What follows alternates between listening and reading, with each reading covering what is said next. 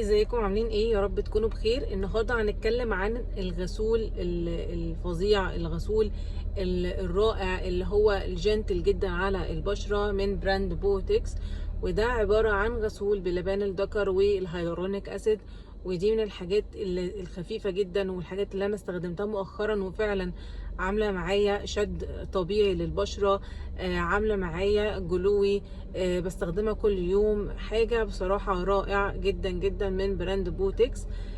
ده عباره عن ايه؟ عباره عن مستخلص لبان الذكر ومستخلص العرقسوس والهيالورونيك اسيد، ودي من الحاجات المهمه جدا والافكتيف جدا في ان هي تشد البشره، وحاجه ضد التصبغات. طبعا احنا بعد المصايف بنبقى محتاجين حاجه ترجع بشرتنا وتديها الفيتامينز اللي احنا فقدناها طول الصيف.